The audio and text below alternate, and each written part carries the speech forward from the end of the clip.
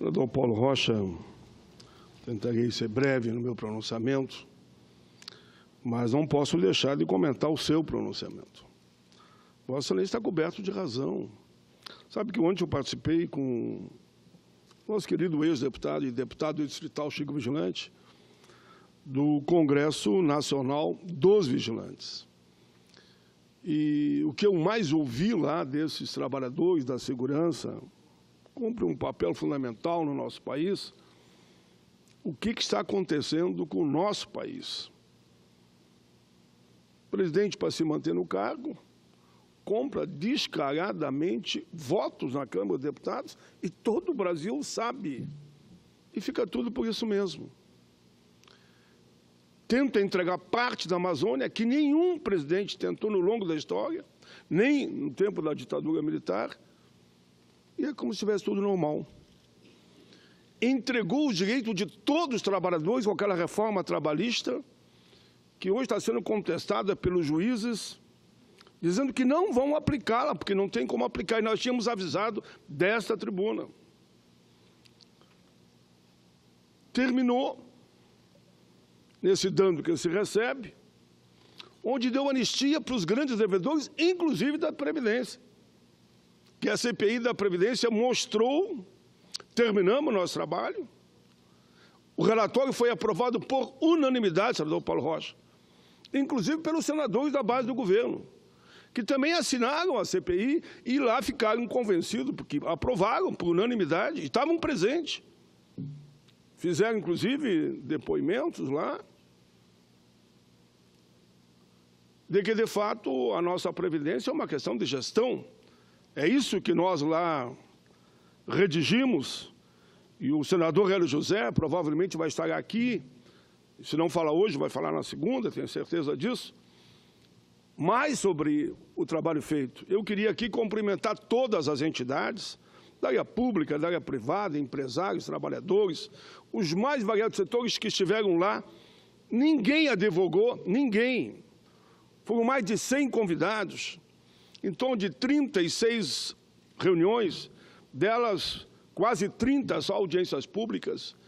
Ninguém contestou o encaminhamento que fizemos e um relatório aprovado que deixa claro: só combater a sonegação, a corrupção, o desvio do dinheiro da Previdência, deixarem de aprovar estado de refis, que é a renegociação que o grande devedor diz: devo, não nego, não pago, estou esperando a anistia do Congresso e por isso eu não estou pagando. É mais ou menos isso, a novela que nós vimos lá. E a questão de 15 dias, o Congresso aprovou mais um parcelamento, não cobrando juros, não cobrando multa e abrindo mão de parte, inclusive, do principal, da dívida total. Por isso que falava que poderia arrecadar 13,4, mas quando era 13 é porque abriu mão de muito mais, e aqui chegou que até 13 eles iriam pagar. É inadmissível. Eu não acredito que o povo brasileiro vai aceitar qualquer tipo de reforma da Previdência que venha retirar direitos. Querer que o cidadão se aposente com 49 anos, agora eles falam já em 42, 44, é uma bagunça geral, e 65 anos de idade no mínimo, nós sabemos que a média é 9,1, como eu falo sempre, vai ter que se aposentar com mais de 80 anos. Isso não existe. O povo está brincando com rastilho de pólvora e com o painel lotado de dinamite, e estão brincando de acender o rastilho a qualquer momento.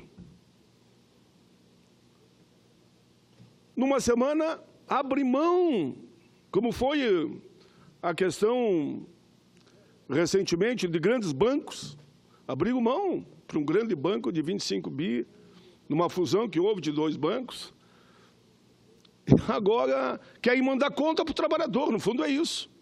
Quem vai pagar a conta é o trabalhador da área pública, da área privada e da área rural.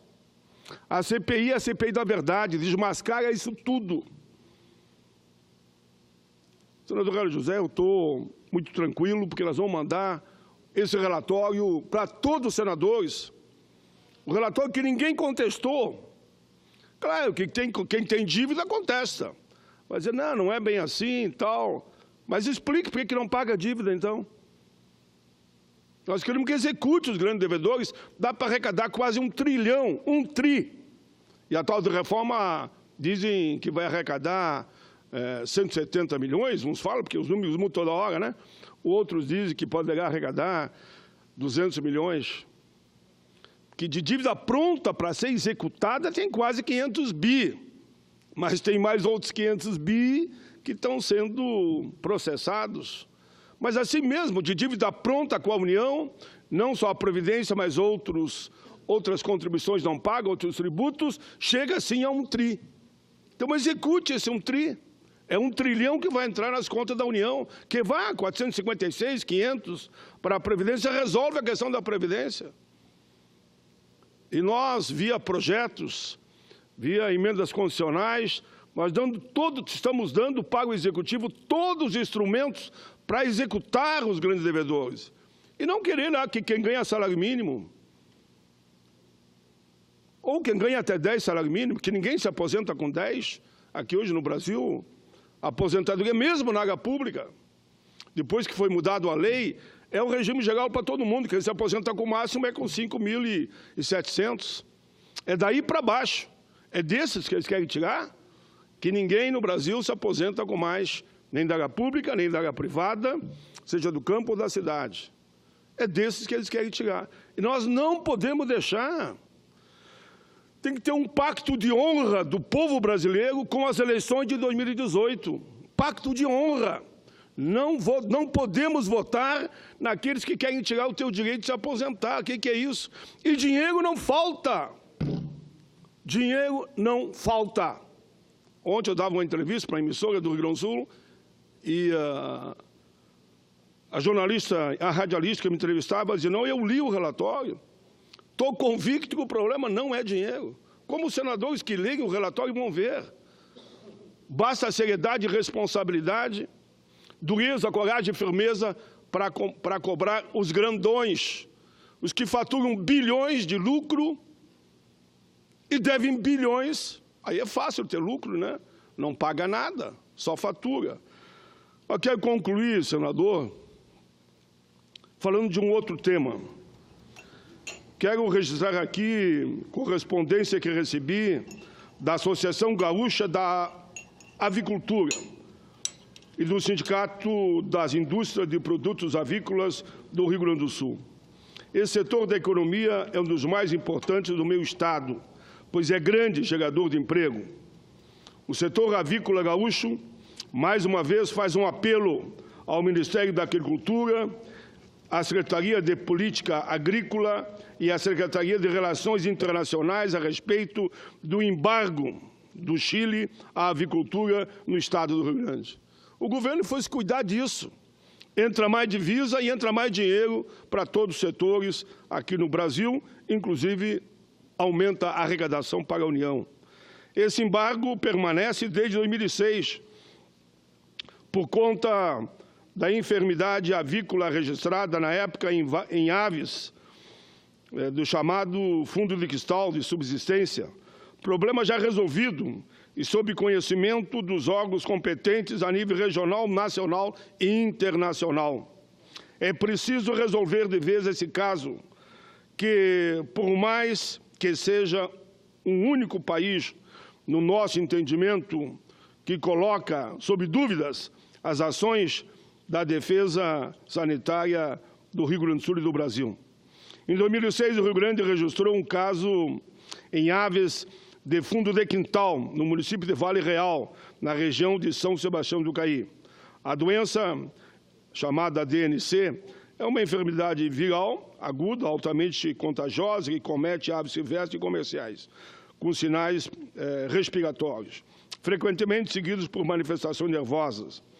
Na época, a enfermidade foi detectada e todos os procedimentos de averiguação e erradicação da doença foram executados. Inclusive, comunicado oficial à OIE, Organização Mundial de Saúde Animal. Houveram, naquele ano, embargo de diversos países, muitos definidos como embargadores com embargadas propriedades num raio de 50 quilômetros, onde foi registrado o problema. Todos os procedimentos de erradicação informes aos países importadores foram encaminhados, inclusive atendendo às diretrizes da OIE, pela retirada do Rio Grande do Sul na lista dos estados ou países com registro de enfermidades aviárias dessa relevância. No entanto, ao longo dos anos, o Chile, somente o Chile, todos os outros países entenderam que o Rio Grande do Sul estava correto. Nos últimos anos, somente o Chile permaneceu com embargo ativo ao Rio Grande, situação que impede o comércio e vinda de emissões técnicas ao Estado. Em outras ocasiões, representantes do setor já haviam solicitado apoio para a solução desse impasse. E esse ano, encaminharam novamente pedido de auxílio ao ABPA e informações ao Ministério da Agricultura, os quais também buscaram solucionar. Esse embargo se arrasta há anos até o momento. Não tivemos solução. Assim, ainda esse ano, o Brasil receberá 2 missões técnicas do Chile, sendo uma da área da genética avícola e outra da área de produção, sendo que para a missão, na área genética, novamente o Estado do Rio Grande do Sul foi vetado. Por isso, senhor presidente, é extremamente preocupante a manutenção desse embargo, uma vez que todas as informações já foram encaminhadas, a situação está resolvida, o caso registrado em 2006 está sob conhecimento de todas as autoridades, área e da iniciativa privada e órgãos oficiais. O apelo que fizemos é que o governo se mexa, vá trabalhar um pouco, faça um movimento, converse com a diplomacia do Chile e vamos acabar com esse embargo desnecessário. Se o mundo todo liberou, por que somente no Chile nós ficamos nessa situação? Concluo, senhor presidente, com um manifesto de apoio à Assembleia Legislativa do Rio Grande do Sul, governo, lideranças políticas de todos os partidos, empresários, trabalhadores, forças vivas da sociedade gaúcha, estão mobilizados em apoio à instalação da usina termoelétrica Rio Grande, no município de Rio Grande. Porque lá acabaram, senador Paulo Rocha, o nosso polo naval, praticamente. Mais de 20, que na época de presidente Lula e Dilma, nós tínhamos mais de 50 mil trabalhadores. Hoje, demitiram a ampla maioria desses trabalhadores. A cidade está sofrendo muito e a instalação dessa usina termoelétrica seria um avanço, já que milhares e milhares foram demitidos. Em resumo, a unidade deveria entrar em funcionamento nos próximos 2 anos, mas a concessão do leilão realizado em 2014 foi revogado pela Agência Nacional de Energia Elétrica, ANEEL, devido à dificuldade da empresa vencedora da licitação. A usina é de extrema importância para a economia do Rio Grande do Sul, para a economia gaúcha. O projeto prevê a geração, perto dos milhares que foram demitidos no Rio Grande, é pouco, mas pelo menos cerca aí de 2,4 mil empregos diretos, mais o dobro de indireto, teríamos aí pelo menos 5 mil empregos a mais para quem perdeu mais de 30 mil empregos. E o abastecimento de 3,5 milhões de residências. O investimento na usina termoelétrica de Rio Grande é da ordem de 3 bilhões e sua capacidade, com certeza, será em megawatts 1,2, gigawatts, isso é fundamental para o Rio Grande. Então, esses 2 apelos que eu faço, senhor presidente, agradeço muito a tolerância. Senador Paulo Paim, o desmonte da indústria naval não foi só lá no Rio Grande, mas em todo o Brasil, além do desmonte da construção civil, que com a criação do PAC na época do Lula, acabou também colocando este retrocesso no avanço da indústria brasileira, principalmente a indústria geradora de emprego, como foi a indústria da construção civil e a indústria naval. Mas eu queria lembrar a Vossa Excelência, nós estamos falando de desmonte e retrocesso, é sobre a questão do trabalho escravo. A portaria, inclusive, esta semana, quer dizer, a partir de uma proposta de trabalho da subcomissão de de Trabalho Escravo, lá na Comissão de Direitos Humanos, presidida esta subcomissão por Vossa Excelência, nós temos que apressar a chamada do ministro. Ele já está convocado para o dia 6 e ele confirmou. Então, dia 6, é a semana que vem, né? Dia 6 ele está convidado e foi ajustado a data e ele vai estar lá. Eu espero, senhor Paulo Rocha, já complementando a sua informação, que não se repita o que me disse o Carlos, presidente do Sinat, que veio lá conversando com ele, e ele teria dito que não foi uma decisão dele, sim, que veio da presidência da República. E aí a análise é minha, a presidência da República deve ter negociado com a bancada do trabalho escravo para que esse portaria fosse encaminhada.